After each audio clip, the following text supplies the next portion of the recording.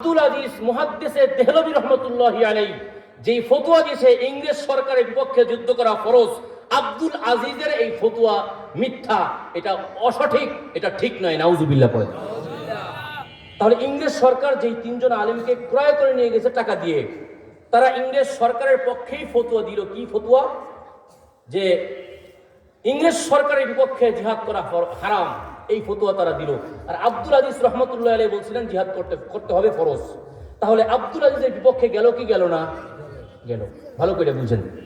এই কথা শোনার পরে আব্দুল আজিজ মুহাদ্দিসে দেহলভী রহমতুল্লাহ আলাইহি দেখলেন যে তারা তাদের উত্তরসূরি নিয়ে সবাইকে নিয়ে মাঠে নামছে, তারা তাদের দলকে নিয়ে বাইরে যাচ্ছে। মির্জা গোলাম আহমদ কাদিয়ানী তিনি তার দলের নাম দিল আহমদিয়া মুসলিম জামাত। মুহাম্মদ হুসাইন বাটালবি তিনি তার দলের নাম দিল আহলে হাদিস। পাইছেন পরিচয় আপনারা? 3 নম্বর দল আহমদ রেজা খান বেরলভি, উনি ওনার দলের নাম দিল মির্জা আহলে সুন্নাত ওয়াল জামাআত, যেটা এখনো যে মাজার পূজারী যারা আছে তারা ওই অংশের অনুসারী। যাই হোক, এগুলো বলা উদ্দেশ্য নয়। উদ্দেশ্য হলো আব্দুল আজিজ মুহাদ্দিসে দেহলভী রহমতুল্লাহ আলাইহি দেখলেন যখন যে তাদের তিনজনের ফতোয়ার কারণে আমার মধ্যে অনেক মুসলমান কুইমা যাইতেছে, আব্দুল আজিজ মুহাদ্দিসে দেহলভী রহমতুল্লাহ আলাইহি একটা হাদিস বললেন। সে হাদিসের নাম হলো আল জিহাদু মাযিন ইলা ইয়াউমিল কিয়ামা, কিয়ামত পর্যন্ত কাফেরের বিপক্ষে জিহাদ করতে হবে। এই কথা শোনার পরে ইংরেজ সরকারের মাথা ঘুরে গেল। এই হাদিসটা শোনার পরে সকল মুসলমানরা ওই মির্জা গোলাম আহমদ কাদিয়ানী থেকে আব্দুল আজিজ মুহাদ্দিসে দেহলভীর পক্ষে চলে আসলো। 3 দল থেকে এই দলে চলে আসলো, পরিশেষে একটা দল হয়ে গেল। এরপরে ইংরেজ সরকার আবার চিন্তা ভাবনা করলো, আরে এই জিহাদের যে হুকুম আল জিহাদু মাযিন ইলা ইয়াউমিল কিয়ামা, এই হাদিসটাকে যদি আজকে নষ্ট করা যায়, এই হাদিসটাকে যদি রহিত করা যায়, তাহলে আমার বিপক্ষে তারা যেই বিদ্রোহ করতেছে, তারা যেই আন্দোলন করতেছে, সেই আন্দোলনকে বন্ধ করা যাবে। পরামর্শ বসলো, ভোট বসলো। আচ্ছা, আল জিহাদু মাযিন ইলা ইয়াউমিল কিয়ামা এই কথা কার? কয় নবীর। তো নবীর কথা রহিত করা যায় কিভাবে? নবীর কথা রহিত করতে পারবে একমাত্র আরেকজন নবী হইলে। এবার ইংরেজ সরকার বলে তারা কাজ করো, তোমাদের 3 জনের মধ্য থেকে একজনকে নবী বানায় দাও। পরামর্শ হলো কাকে বানানো যায়? মির্জা গোলাম আহমদ কাদিয়ানী বলল লাব্বাইক। উনি দাবি করলেন আমি নিজেই নবী। নাউজুবিল্লাহ পড়েন। পাইছেন গোড়া ঘর কোথায়? আরে জোরে কোন? আরে মির্জা গোলাম আহমদ কাদিয়ানীকে নবী বানাইলো আল্লাহ না ইংরেজ সরকার? জোরে কোন? আর আমাদের নবী মুহাম্মাদুর রাসূলুল্লাহ সাল্লাল্লাহু আলাইহি ওয়াসাল্লামকে মুসলমান শেষ নবী বানাইছেন কে? আল্লাহ পাক রব্বুল আলামিন। এখন কথা হলো, এই যে মির্জা গোলাম আহমদ কাদিয়ানী বিভিন্ন জায়গায় তারা মুসলমানদেরকে এটা বুঝাইতেছে মুহাম্মদকেও আমরা নবী মানি, তবে গোলাম আহমদ কাদিয়ানীও নবী। নাউজুবিল্লাহ পড়ে। এই একটা অংশ নিয়ে আমি আজকে কথা বলবো। অন্যদিন যদি শুধু সময় হয় তাহলে আরো বাকি 2টা নিয়ে অন্য সময় আলোচনা করা যাবে। মূল পয়েন্ট যেটা, সেটা হলো যে মির্জা গোলাম আহমদ কাদিয়ানী সে নিজেকে নবী দাবি করেছে নিজের কারণে না ইংরেজ সরকারকে খুশি করার জন্য? ইসলামকে জয় করার জন্য না নষ্ট করার জন্য? সবাই বলেন। এই পর্যন্ত আলোচনা বোঝেন নাই এমন কেউ আছেন? সবাই বুঝছেন? কারা কারা বুঝছেন? আল্লাহু আকবার। আল্লাহ পাক বুঝবার তৌফিক দান করুন, বলেন আমিন। তাহলে আহমদিয়া মুসলিম জামাত মির্জা গোলাম আহমদ যে প্রতিষ্ঠা করলো, এরা সবাই কি মুসলমান না কাফের? একটু জোরে কন, আরো জোরে কন। কইলে সওয়াব আছে না নাই? আমাদের নবীকে যারা শেষ নবী মানবে না তারা কাফের। এই কথা বললে গুনাহ হবে না সওয়াব হবে? তাহলে গায়ের সমস্ত শক্তি দিয়ে বলেন মির্জা গোলাম আহমদ কাদিয়ানী এবং তার অনুসারীরা মুসলমান না কাফের? আরো জোরে। এখন কথা হলো, মির্জা গোলাম আহমদ কাদিয়ানী কাফের, তার অনুসারীরাও কাফের, এই কথাটা যদি ওলামা একরাম সবাইকে বুঝায় না দেয়, আপনাকে এক সময় তারা ধরবে গোপনে, আপনি টেরও পাবেন না যে এই ব্যক্তি কি আহমদিয়া মুসলিম জামাত অর্থাৎ মির্জা গোলাম আহমদ কাদিয়ানীকে মুসলমান মানে কিনা আপনি টেরও পাবেন না। দেখবেন আবার আপনাকে নিয়ে সুন্দর করে সুকৌশলে আপনার ঈমান নষ্ট করবে। ওয়া ইন্নাহুম লা ইয়াশউরুন, আপনি টেরও পাবেন না। কথা কোন ঠিক না বেঠিক? তাহলে ওই যে আল্লাহর কাছে শয়তান যে ওয়াদা করে আসছিল, চ্যালেঞ্জ করে আসছিল, আল্লাহ আমি তোমার বান্দার ঈমানকে নষ্ট করব, এই কথার সাথে মিল আছে না নাই? জোরে কোন আছে না নাই? এখন কথা হলো, এই মির্জা গোলাম আহমদ কাদিয়ানী এবং তার অনুসারীরা মুসলমান না কাফের? জোরে কোন? মির্জা গোলাম আহমদ কাদিয়ানী যখন নিজেকে নবী দাবি করলো, তখন কয়েকদিন পরে ওনার এলাকায়, ভালো করে শুনেন, ওনার এলাকায় এক ব্যক্তি ছিল, নাম হলো ইলাহি বক্স। বক্স হলো বংশের নাম, আর ইলাহি হলো ব্যক্তির নাম। এই ব্যক্তি কৃষক মানুষ ছিল। ভালো করে ঘটনাটা শোনেন ইনশাআল্লাহ। এর মধ্য দিয়েই মির্জা গোলাম আহমদ কাদিয়ানী এবং কাদিয়ানীরা মুসলমান না কাফের আপনারা আরো স্পষ্ট হয়ে যাবে। তো মৌলভী ইলাহি বক্স উনি একজন সাধারণ মানুষ ছিল, কৃষক মানুষ ছিল, প্রচুর জমি জমা নিজের ছিল, ক্ষেত খামার করতো, ক্ষেত খামার করে এসে বাড়িতে এসে খাওয়া দাওয়া করতো, ঘুমায় যাইতো, বাস এই তার 24 ঘন্টা রুটিন। হঠাৎ করে একদিন ঘুমায় ঘুমায় ভাবতেছে বাবা নাই, মারা গেল, মা নাই, বাবা গেল, নিজেও বিয়ে করিনি, এখন পর্যন্ত কিছুই তো নাই, শুধু ক্ষেত খামার আর খাওয়া দাওয়া, এই জন্য কি আল্লাহ আমার পাঠাইছে? হঠাৎ করে একদিন এক মৌলভী সাহেবের কাছে গেল, হুজুরের কাছে গেল। আপনারা বলেন তো হুজুরের কাছে গেলে কুবুদ্ধি পাওয়া যায় না সুবুদ্ধি পাওয়া যায়? এই মৌলভী ইলাহি বক্স দৌড়ে সেই এক হুজুরের কাছে গেল, বললেন হুজুর, আল্লাহ পাক রব্বুল আলামিন আমাকে পাঠাইছেন, আপনি বলেছেন যে আল্লাহ আমাদের জন্য, আমাদেরকে নাকি আল্লাহর ইবাদত করার জন্য পাঠাইছে। তো হুজুর আমার প্রশ্ন হলো এই, আপনি একটু বলেন আমার কি করণীয় আছে? আমি তো সারাদিন জমি জমা করি, রাতের বেলা ঘুমায় থাকি, এই তো আমার জীবন। তো হুজুর বলছে এমন করলে হবে না, আল্লাহ পাক তোমাকে আগামীকাল কিয়ামতের ময়দানে জিজ্ঞেস করবে, কাজেই আল্লাহর ইবাদত করতে হবে। তো হুজুর আমি সারাদিন তো এদিক ওদিকেই থাকি, আমি ইবাদত করব কখন? তো হুজুর বললেন এক কাজ করো, বাৎসরিকভাবে তোমার যতটুকু জমি লাগে খাইতে সেই পরিমাণ জমি নিজের কাছে রাখো, আর বাকি যেই জমি আছে সেই জমিটুকু তুমি লিজ দিয়ে দাও অথবা বিক্রি করে দাও। তো ইলাহি বক্স বাড়িতে আসার পরে তাই করলো, অল্প কিছু জমি রাইখা বাকি জমি লিজ দিয়ে দিছে অথবা বিক্রি করে দিছে। বিক্রি করার পরে এখন উনি দেখে যে ওই ক্ষেতের কাজ করার পরে লম্বা সময় থাকে তার কাছে।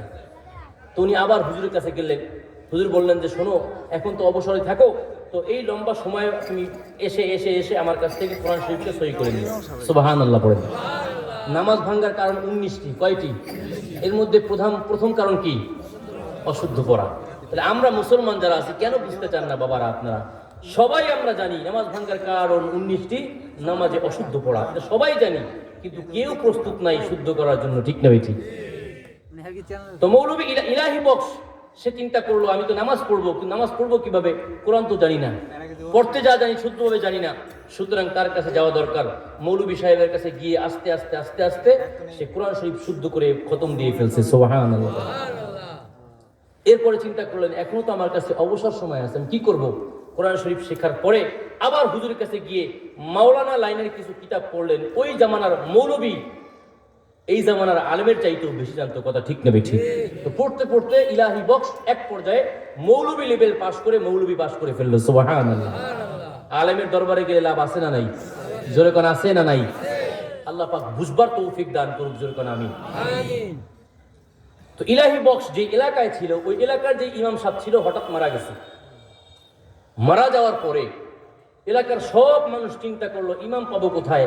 কারণ আগে তো এত ইমাম পাওয়া যাইতো না, সব খ্রিস্টানরা, ইহুদিরা, খ্রিস্টানরা মাইয়া ফেলছে, সব আলেম নাই এখন আর। তো ইলাহি বক্স চিন্তা করলো, সবাই এলাকার চিন্তা করলো যারা আমাদের ছেলে, আমাদের নাতিপুতি যে ইলাহি আছে, ওরই চাইলে তো আমরা ইমাম বানাইতে পারি। সবাই মিলে পরামর্শ করে চিন্তা করলো যে আসেন, আপনাকেই আমাদের মসজিদের ইমামতি করতে হবে। সুবহানাল্লাহ পড়েন। আগে ছিল খেতের ইমাম, এখন হইল মসজিদের ইমাম। সুবহানাল্লাহ পড়েন। বলেন তো এটা কিভাবে হয়েছে? আলেমের দরবারে যাওয়ার কারণে। জোরে কোন ঠিক নেবে ঠিক? তাহলে আলেমের দরবারে গেলে লাভ আছে না নাই? জোরে কোন আছে না নাই? কিন্তু আশ্চর্যের বিষয় হলো এই জামানায় আলেমদের থেকে দূরে রাখার জন্য কত রকমের চেষ্টা চলে। জোরে কোন? যারা সিনেমা দেখেন অথবা সিনেমা যারা বানায় তারা এই সম্পর্কে ভালো বুঝবেন। মনে করেন একজন ব্যক্তিকে সিনেমা করতে হলে একজন ব্যক্তিকে একটা চরিত্র দিতে হবে যে উনি দেশের শত্রু, রাষ্ট্রের শত্রু। তো সেই ব্যক্তিকে পোশাক দেওয়া হয় পাঞ্জাবি, সেই ব্যক্তিকে পোশাক দেওয়া হয় দাড়িওয়ালা, সেই ব্যক্তিকে পোশাক দেওয়া হয় টুপি। জোরে কোন ঠিক না বেঠিক? এটার কারণ কি? মুরব্বীরা চায়ের দোকানে বসে শুধু দেখেন না যে ওই দেশদ্রোহী, ও রাজাকার, ও রাজাকার, ওইটা দেখেন না, এখানে সূক্ষ্ম কথা আছে। টুপি তো আপনার মাথায়ও আছে, পাঞ্জাবি তো আপনার গায়েও আছে। এই সিনেমা দেখায় দেখায় মুসলমান ছোট্ট ছোট্ট সন্তানদেরকে বোঝানো হয়, এই বাবা শোনো, টুপি মানেই কিন্তু দেশদ্রোহী, টুপি মানেই কিন্তু রাষ্ট্রের শত্রু, পাঞ্জাবি মানেই কিন্তু রাষ্ট্রের শত্রু। আস্তে আস্তে এই ছেলেটা যখন বড় হয় তখন হুজুর দেখলে ভয় পায়। আরে আমরা তো ছোটবেলায় টিভি দেখছিলাম যে হুজুর দেখলেই রাষ্ট্রের শত্রু, মাকে বলে মা এই দেখো একটা রাষ্ট্রের শত্রু, নাউজুবিল্লাহ পড়ে। সূক্ষ্মভাবে মুসলমানদের আলেমদের থেকে দূরে নেওয়ার পায়ে তারা চলতেছে, কথা কোন ঠিক নেবে ঠিক? আলেমদের কাছে গেলে হেদায়েত দান করেন কে?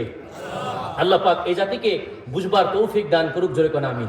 তো মৌলবী ইলাহি বক্স এখন তো এই মসজিদে ইমাম সাহেব হয়ে গেছে, মৌলবীও হয়ে গেছে। ওই যে হুজুর, যেই হুজুরের কাছে বারে গেছে, সেই হুজুর বলেন তুমি বেটা বিয়ে করো না এখন পর্যন্ত, যাও আমার মেয়ে আছে তুমি বিয়ে করো। সুবহানাল্লাহ পড়ে আলেমের মেয়ে বিয়ে করে ফেলছে। কয়েকদিন পরে মৌলবী ইলাহি বক্সের ঘরে একটা মেয়ে জন্ম হয়েছে। মেয়ের নাম হলো আয়েশা। কি নাম? আর বাবার নাম কি? ইলাহি বক্স। সবাই একটু কম, সবাই কম। দরকার আছে মুখস্থ করা, সামনে আপনাদের বুঝাইতে হবে তাদেরকে সূক্ষ্ম বিষয়ে। আপনারা মনে করেন সবাই এটা মনে করে হুজুর এত কঠিন বিষয়ে ওয়াজ মাহফিলে আলোচনা করার দরকার কি? আর আমরা যদি আপনাদেরকে ভালো করে বুঝায় না দেই তো আপনারা মাদ্রাসায় যান, এখনো পড়তে যান মাদ্রাসায়, তাহলে কোত্থেকে জানবেন? এখানেই দুই একজনে ওয়াজ মাহফিল করবে, দুই একজনে খুব আমলের ব্যাপারে বলবে, আর দুই একজন রাইখাই দিবেন, সে আকীদার ব্যাপারে বলবে, ঈমানের ব্যাপারে বলবে। ঠিক না ঠিক? তো এই যে মৌলবী ইলাহি বক্স, তার ঘরে যে মেয়ে হইল নাম হলো আয়েশা। কয়েকদিন পরে মৌলবী ইলাহি বক্সের স্ত্রী অর্থাৎ ওই আলেমের মেয়ে আর আয়েশার মা ইন্তেকাল করলো। মৌলবী ইলাহি বক্সের স্ত্রী ইন্তেকাল করলো, আয়েশা এতিম হয়ে গেল। এতিম মানে ওই এতিম না, মা হারা হয়ে গেল। তো আস্তে আস্তে আয়েশা বিবাহ উপযুক্ত হলো। বিবাহ উপযুক্ত হওয়ার পরে বিভিন্ন জায়গা থেকে, যেহেতু ওই এলাকার মধ্যে আলেম ছিল না, বড় বড় মৌলবী ছিল না, এই মেয়ের ব্যাপারে সবারই চাহিদা ছিল যে ভালো একটা মেয়ে আমাদের নিতে হবে, ভালো একটা মেয়ে আমাদের নিতে হবে। সবাই চিন্তা ভাবনা করলো, অনেক প্রস্তাব আসলো। পরিশেষে একজন মাওলানা, নাম হলো আব্দুর রাজ্জাক। কি নাম? এই আব্দুর রাজ্জাকের সাথে এই আয়েশার বিয়ে হয়ে গেল। তাহলে শ্বশুরের নাম মৌলবী ইলাহি বক্স, মেয়ের নাম আয়েশা, জামাইয়ের নাম আব্দুর রাজ্জাক। আবার বলেন, শ্বশুরের নাম, মেয়ের নাম, জামাইয়ের নাম, শ্বশুরের নাম, মেয়ের নাম, জামাইয়ের নাম। এটা মুখস্থ রাখতে বললাম এমনি, পরবর্তীতে কাজে লাগবে। এই মৌলবী ইলাহি বক্স কিছুদিন পরে জানতে পারলো, বিয়া যেই ব্যক্তির কাছে দিলাম অর্থাৎ আব্দুর রাজ্জাকের কাছে, এই আব্দুর রাজ্জাক হলো এমন আলেম, এমন ব্যক্তি, যেই ব্যক্তি ওই যে ব্রিটিশরা টাকা দিয়ে কিনছিল মির্জা গোলাম আহমদ কাদিয়ানীকে, সেই কাদিয়ানীকে আব্দুর রাজ্জাক শেষ নবী মনে করে। নাউজুবিল্লাহ, জোরে কোন নাউজুবিল্লাহ। আব্দুর রাজ্জাক যদিও মাওলানা, কিন্তু সে মির্জা গোলাম আহমদ কাদিয়ানীকে নবী মনে করার মাধ্যমে সে মুসলমান আছে না কাফের হয়েছে? সবাই কোন, জোরে কোন। শ্বশুরের নাম মৌলবী ইলাহি বক্স, মেয়ের নাম আয়েশা, জামাইয়ের নাম আব্দুর রাজ্জাক। আব্দুর রাজ্জাক হলো মওদুদি মির্জা গোলাম আহমদ কাদিয়ানীর অনুসারী। তাহলে মির্জা গোলাম আহমদ কাদিয়ানীকে নবী মানার কারণে আব্দুর রাজ্জাক এখন মুসলমান আছে না কাফের? সবাই বলেন। আয়েশা কি মুসলমান না কাফের? মুসলমান। আয়েশা মুসলমান, আব্দুর রাজ্জাক কাফের। বলেন তো আয়েশার সাথে আব্দুর রাজ্জাকের বিয়ে যাবে? হবে? সই হবে? যদি কেউ জোর করে করায় দেয়, যেই সন্তান আসবে সেই সন্তান বৈধ না অবৈধ? জোরে কোন। মৌলবী ইলাহি বক্সের চিন্তা আসলো, আরে আব্দুর রাজ্জাক যদি মির্জা গোলাম আহমদ কাদিয়ানীকে শেষ নবী মানে আর তার অনুসারী হয়, সে তো কাফের। তাহলে এই কাফের কাছে আমার স্ত্রী আমি দেব না, আমার মেয়ে আমি কখনোই দিব না, আয়েশাকে কখনো আমি দেব না, এই চিন্তা করলো। কিন্তু আব্দুর রাজ্জাক সে তো মির্জা গোলাম আহমদ কাদিয়ানী, আর মির্জা গোলাম আহমদ কাদিয়ানীর সম্পর্ক সরাসরি খ্রিস্টানদের, আপনার ব্রিটিশদের সাথে, সেখান থেকে টাকা পয়সা পেট্রোনাইজ হয় আসে। তো আব্দুর রাজ্জাক এই পরিমাণ টাকা নিয়ে মুলতানে গিয়ে একটা মামলা দায়ের করলো যে আমার স্ত্রী আয়েশা, আমার শ্বশুরের নাম ইলাহি বক্স, আমার স্ত্রীকে আমার শ্বশুর দিতে চায় না, সুতরাং আমি মামলা দায়ের করলাম কোর্টের মাধ্যমে যেন আমার স্ত্রী আয়েশাকে আমার কাছে ফিরিয়ে দেওয়া হয়। দীর্ঘদিন মামলা চলল। চলার পরে মৌলবী ইলাহি বক্স সর্বশেষ যখন গেল, ফয়সালা হলো এই যে তাদের বিবাহ বিচ্ছিন্ন হয় নাই, তাদের বিবাহ ঠিক আছে। নাউজুবিল্লাহ পড়ে।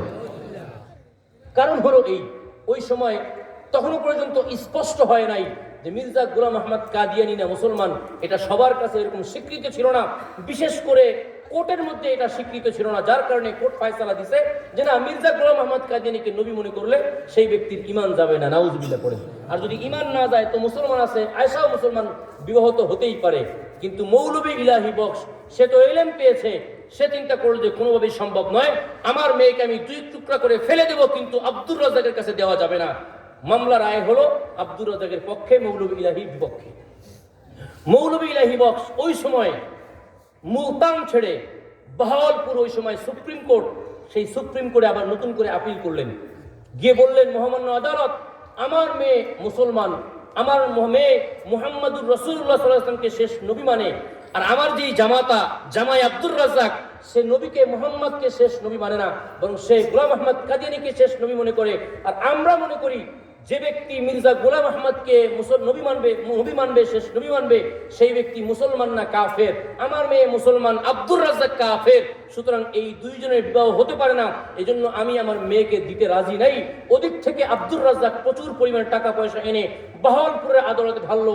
বাহাওয়ালপুর থেকে ফয়সালা এটাই হলো, মৌলভী ইলাহি বক্স, তুমি তোমার মেয়ে আয়েশাকে তাড়াতাড়ি আব্দুর রাজ্জাকের কাছে দিয়ে দাও। তাদের বিবাহ বন্ধন ছিন্ন হয় নাই। নাউজুবিল্লাহ পড়ে। মৌলভী ইলাহি বক্স এবার টেনশনে পড়ে গেলেন, কি করা যায়?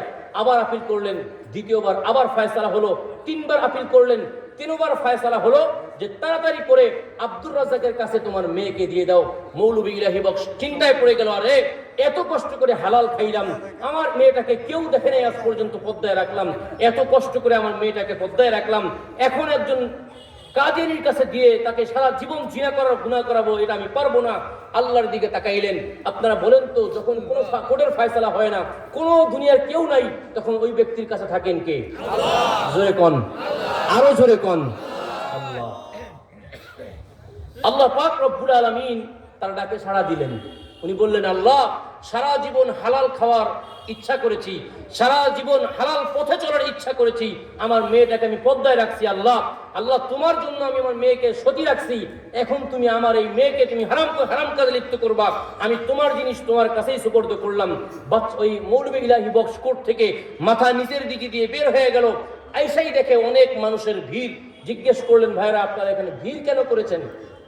তো লোকেরা বলল, প্রত্যেক সোমবার এখানে নবাব আসে, এলাকার নবাব, আর আসলে পরে যদি কোনো ব্যক্তি হাত উঠায় তো নবাব নিজে ওই ব্যক্তির কথা শুনে। আলহামদুলিল্লাহ বলেন। মৌলভী ইলাহি বক্স সিরিয়ালে দাঁড়াইলেন, যখন দেখছেন নবাব আসছেন, হাত তুললেন। নবাব দৌড়ে আসলেন, ভাই তোমারা মাসলা কে আয়, কি সমস্যা তোমাদের, বলো, তোমার বলো।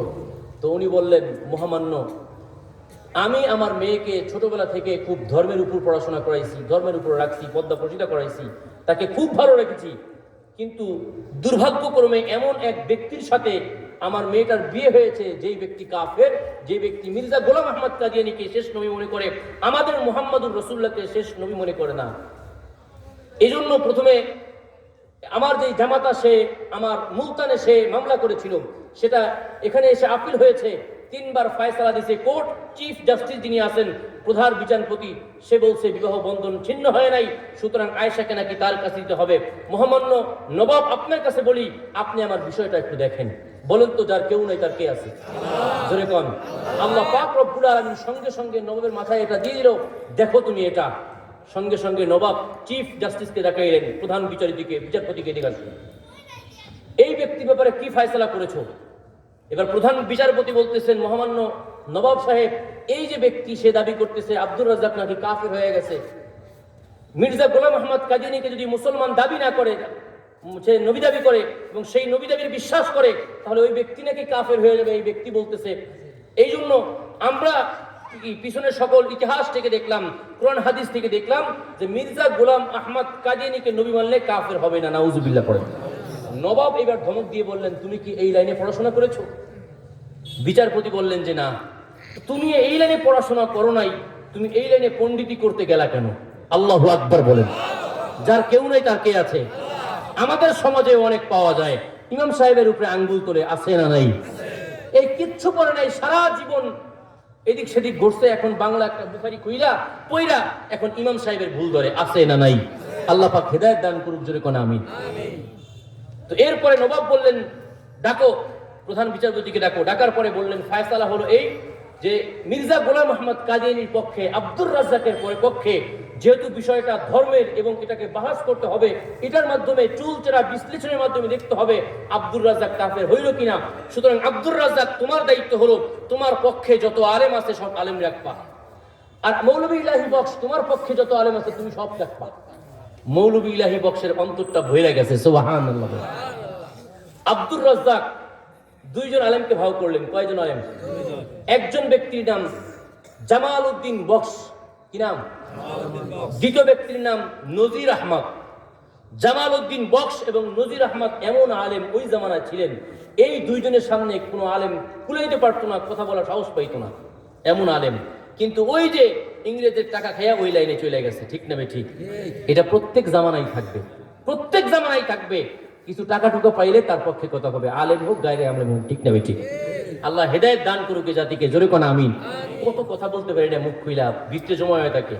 আল্লাহ পাক আমাদেরকে মাফ করে দিক, জোরে কোন আমিন। তো যখন দুই ভাগ হয়ে গেছে, এদিকে জামাল উদ্দিন বক্স এবং নজির আহমদ উনি আসলেন বহস করার জন্য, আর এইদিকে কাকে ডাকবে? আমাদের দারুল উলুম দেওবন্দের সূর্য সন্তান, নাম হলো আনোয়ার শাহ কাশ্মীরি রহমতুল্লাহি আলাইহি। ওনার ব্রেনের অবস্থা ছিল, উনি যদি কোনো পড়া পড়তো সারা জীবনে ভুলতেন না। সুবহানাল্লাহ। বাজার দিয়ে হাইটা গেলে অনিচ্ছায় যদি কোনো কথা শুনতেন, ওই কথা 40 বছর পর্যন্ত ভুলতেন না। আল্লাহু আকবার বলে। ব্রেন কম না বেশি? অনেক বেশি ব্রেন। জামাল উদ্দিন বক্স এবং নজির আহমদ ওনারা উপস্থিত কোর্টে। এদিকে মৌলভী ইলাহি বক্স চিন্তায় পড়ে গেল, কার কাছে যাব? একজনে বললেন সোজা সাহারানপুরে চলে যান, দেওবন্দের পাশে আনোয়ার শাহ কাশ্মীরি আছে। আনোয়ার শাহ কাশ্মীরির কাছে গিয়ে দেখলো আনোয়ার শাহ কাশ্মীরি রহমতুল্লাহ কঠিন অসুস্থ। কি অসুস্থ? পাইলসের রোগী ছিলেন। কিসের রোগী? পাইলসের রোগী। এখন যাদের পাইলস হয় তাদের সময়ে সময়ে রক্ত পড়ে, কিন্তু আনোয়ার শাহ কাশ্মীরি রহমতুল্লাহ রক্ত পড়ার অবস্থা ছিল এই, উনার খাটের নিচে একটা কলসি পাইতে রাখতে হইতো, রক্ত এত পরিমাণ পড়তো। তাহলে অসুস্থ কম না বেশি? জোরে কম। যখন মৌলভী ইলাহি বক্স তার কাছে গিয়েছেন, দেখছেন হুজুরের অবস্থা এই। হুজুর তার সকল ছাত্রদেরকে বললেন, তুমি তুমি তুমি তুমি তুমি এই কয়জনে যাবা, এবারে কাদিয়ানীর বিপক্ষে তোমরা বাহাস করবা। যখন প্রস্তুতির পরে আনোয়ার শাহ কাশ্মীর রহমতুল্লাহের কাছে ছাত্ররা আসছে, হুজুর একটু দোয়া করে দেন, মাথায় হাত দিয়ে আমরা যাইতেছি কাদিয়ানীদের বিপক্ষে বাহাস করার জন্য। আনোয়ার শাহ কাশ্মীর রহমতুল্লাহ দোয়া করার পরিবর্তে বললেন, শোনো, তুমনে কেয়া তৈয়ারি কেয়া, কি প্রস্তুতি নিছো বলো। যদি কাদিয়ানীরা এই প্রশ্ন করে তো কি বলবা? কাদিয়ানীরা এই প্রশ্ন করলে কি বলবা? এক একটা প্রশ্ন করছে। ছাত্ররা বললেন, হুজুর সব প্রশ্নের উত্তর হলো এই। তো হুজুর বললেন, মাশাআল্লাহ, তৈয়ারি তো তুমনে আচ্ছা কেয়া, ভালো তৈরি করছো, কিন্তু কাদিয়ানি বড়ে মক্কার হতা হে, কাদিয়ানীরা বড় ষড়যন্ত্রকারী, তোমাদের কোন কথার পেছে কোনটায় ফেলাই দিবে বলা যায় না। সুতরাং আমি অসুস্থ, তাতে কি নিয়ে চলো আমাকে তোমাদের সাথে, আমিও এই কঠিন অসুস্থ অবস্থায় জিহাদ করতে, কঠিন অবস্থায় তোমাদের সাথে বহস করতে আমিও প্রস্তুত আছি। সুবহানাল্লাহ। একটু বোঝা দরকার, একটু বোঝা দরকার। যখন নবীর খতমে নবুয়তের চেয়ার নিয়ে টানাটানি করা হয়, যারা নিজেদেরকে দেওবন্দি উলামা একরাম দাবি করেন, কওমি মাদ্রাসায় উলামা একরাম দাবি করেন, নিজেকে কওমি মাদ্রাসা দেওবন্দের সন্তান দাবি করেন, আপনাদের আকাবের দেওবন্দের সূর্য সন্তান কঠিন রোগ অবস্থায় এই গোলাম আহমদ কাদিয়ানীর বিপক্ষে, কাদিয়ানীদের বিপক্ষে সব প্রস্তুত ছিলেন যে জিহাদ করার জন্য। কিভাবে তাদেরকে দমন করা যায়, কিভাবে তাদেরকে বহস করা যায়, কিভাবে তাদেরকে দমানো যায়, এই টেনশনে সবসময় তারা করতেন। কথা কোন ঠিক না বেঠিক? কিন্তু এখন বহুত হুজুর আছে নিজের নামের শুরুতে পীর সাহেব, জীবনে এই সকল বিষয়ে কথা বলে না। কথা কোন ঠিক না বেঠিক? কথা বললেই মুরিদ কমে যাবে। বহু মানুষ আছে নামের শুরুতে শেখুল হাদিস, জীবনে মির্জা গোলাম আহমদ কাদিয়ানী নিয়ে কথা বলে না।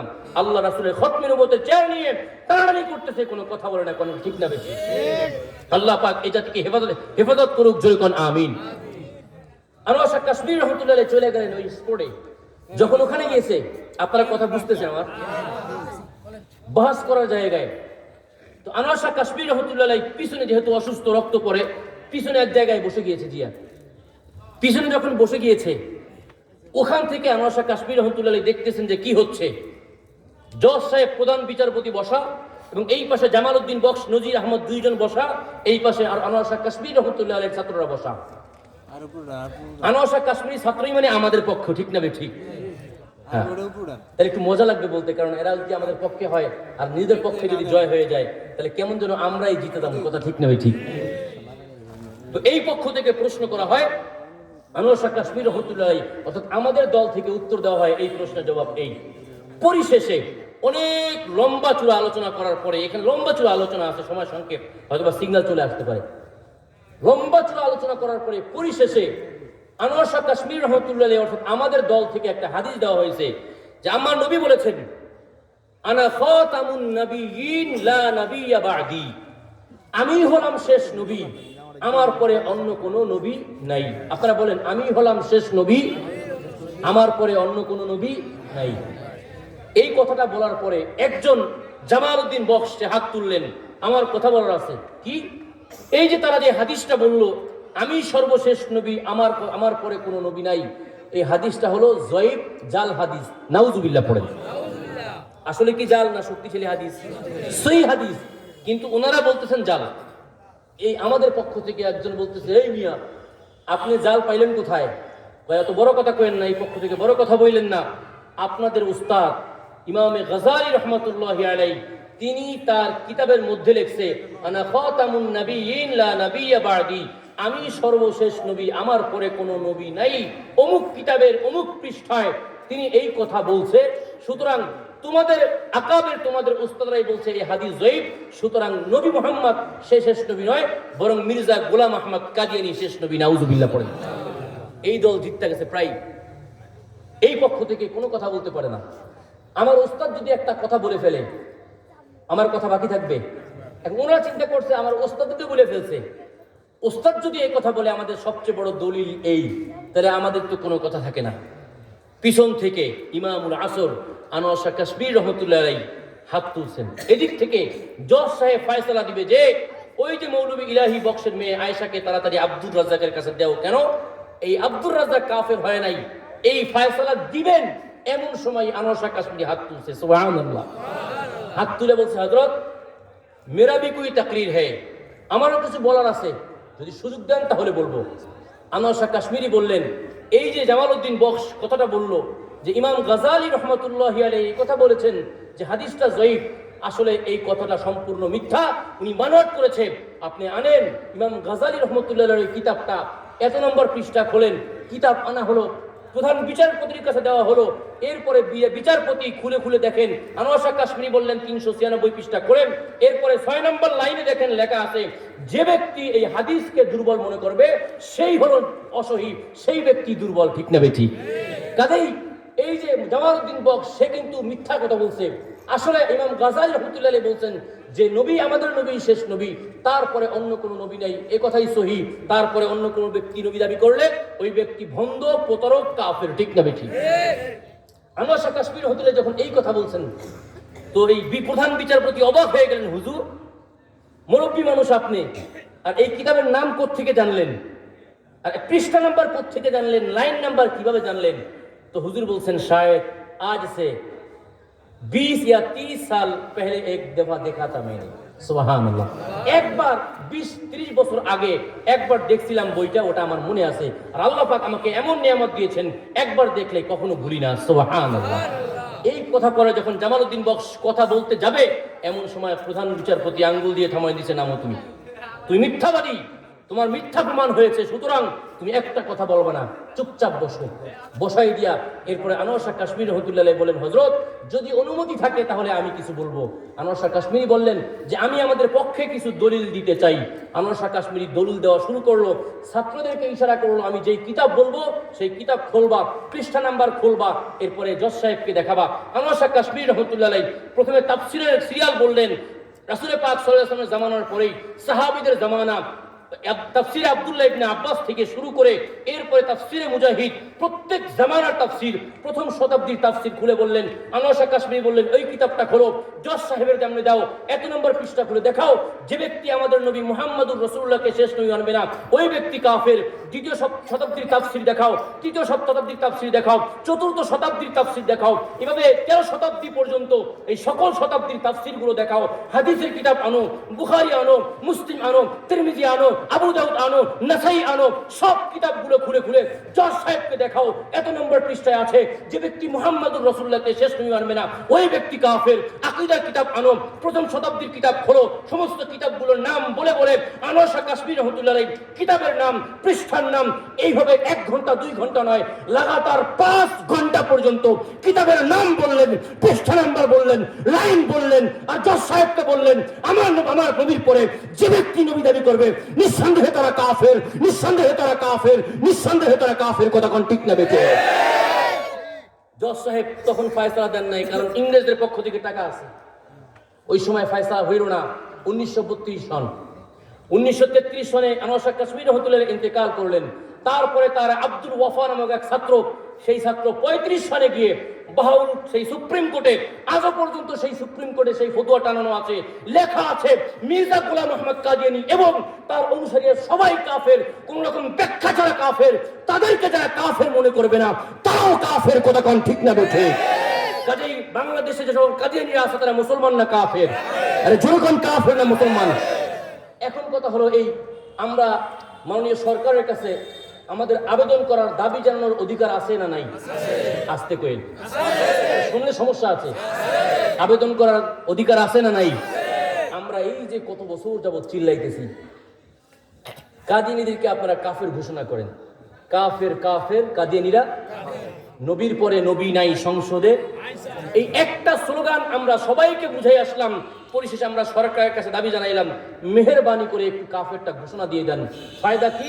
কারণ কি? কারণ হলো এই কথার কথা, এখানে কে ভালো মুসলমান কে কাদিয়ানী মুসলমান আপনারা বলতে পারবেন? সবার মাথায় টুপি, কিন্তু বিশ্বাস থাকার কারণে একজন মুসলমান, বিশ্বাস না থাকার কারণে একজন কাফের, ঠিক না বেঠিক? এখন আপনি তো হুজুর পাঞ্জাবি দেখা ইমামতি করতে দিয়ে দিচ্ছেন, সে তো কাদিয়ানী সম্প্রদায়ের লোক। বলেন তো বাকি সবার ইমামতি নামাজ হবে? জোরে কন। একটা কারণ। 2 নম্বর কারণ হলো, যদি কোনো ব্যক্তি এক মুসলমান ভাইয়ের জানাজায় শরীক হয়, আল্লাহ রাসূল বলেছেন মানিত্তাবা আল জানাজাতা ফালাহু কিরাত। যে ব্যক্তি কোনো বান্দার জানাজায় যাবে, আল্লাহ পাক ওই ব্যক্তির আমলনামায় 1 পরিমাণ সওয়াব দান, 1 রাত পরিমাণ সওয়াব দান করবেন। সুবহানাল্লাহ। জিজ্ঞেস করছে আল্লাহ রাসূল 1 রাত কি? আল্লাহ রাসূল বলেছেন মিসলা উহুদ। উহুদ পাহাড় পরিমাণ, 8 কিলোমিটার লম্বা, এত উঁচু। এই পুরাটাকে যদি স্বর্ণ বানাইয়া আল্লাহর রাস্তায় দান করা হয়, যেই পরিমাণ সওয়াব হবে, একবার মুসলমানের জানাজায় গেলে এই পরিমাণ সওয়াব হবে। কম না বেশি? ফরজে কিফায়া। কিন্তু একজন অমুসলিম মারা গেলে, কাফের মারা গেলে ওই ব্যক্তির জানাজায় যাওয়া যাবে? সবাই কোন? সওয়াব হবে না গুনাহ হবে? এটাই তো আমরা বুঝাইতে চাইলাম। যদি আপনি রাষ্ট্রীয়ভাবে ঘোষণা না করেন, তাহলে কাদিয়ানী ব্যক্তি মারা গেলেও তার জানাজা পড়তে হবে, কথা ঠিক না বেশি? আর যদি আপনি ঘোষণা দিয়ে দেন কাদিয়ানীরা মুসলমান না, তাহলে ওই ব্যক্তির জানাজায় কেউ যাইবে না, যখন ঠিক না বেশি? কাজে আমি আপনাদের কাছে প্রশ্ন করতে চাই, মির্জা গোলাম আহমদ কাদিয়ানী মুসলমান না কাফের? মির্জা গোলাম আহমদ কাদিয়ানীকে যারা নবী মনে করে তারা কি মুসলমান না কাফের? এদেরকে যারা কাফের মনে করে না তারা কি মুসলমান না কাফের? কাজেই এই স্লোগান আমাদের মাথায় থাকতে হবে যে মির্জা গোলাম আহমদ কাদিয়ানী এবং তার অনুসারীরা নিরপেক্ষায় কোন রকম বিশ্লেষণ ছাড়া সবাই হলো কাফের। এক কথা হলো এই, আমাদের নবী শেষ নবী, আমাদের পরে আর কোনো নবী নাই, কথা ঠিক না বেঠি? আল্লাহ পাক রব্বুল আলামিন আমাদের সবাইকে বুঝবার তৌফিক দান করুক, জোরে কোন আমিন। আমি আপনার কাছে যে বিষয়টা বুঝাইতে চাইলাম, বুঝেছেন কিনা? শেষ নবীর নাম কি? সবাই বলেন মুহাম্মাদুর রাসূলুল্লাহ সাল্লাল্লাহু আলাইহি ওয়াসাল্লাম। দেখেন, যদি এই ব্যাখ্যাটা আমাদের ঠিক থাকে, এই জিনিসটা যদি বুঝে থাকি, তাহলে আপনার আর আমার ঈমান সেফ। আর যদি বুঝে না থাকি, কিয়ামতের ময়দানে যদিও মুসলমান মানুষ মনে করবে, কিয়ামতে যায় ধরা খাইতে হবে, কথা কোন ঠিক না বেঠিক? কাজে আজকে থেকে নিজে কাদিয়ানীদের মুসলমান মনে করব না, অন্য ভাইকে বুঝাইয়া দেব যে ইনশাআল্লাহ আমাদের সামনে কোনো ব্যক্তি কোনো কাদিয়ানী মুসলমান দাবি করতে পারবে না। আপনি মানবেন, অপরকে মানাবেন, কারা কারা রাজি আছেন? আল্লাহু আকবার। আল্লাহ পাক রব্বুল আলামিন আমাদের সবাইকে বুঝে শুনে আমল করার তৌফিক দান করুক, জোরে বলেন আমিন। ওয়া আখিরু দাওয়ানা আনিল হামদুলিল্লাহি রাব্বিল আলামিন। আসসালামু আলাইকুম ওয়া রাহমাতুল্লাহ।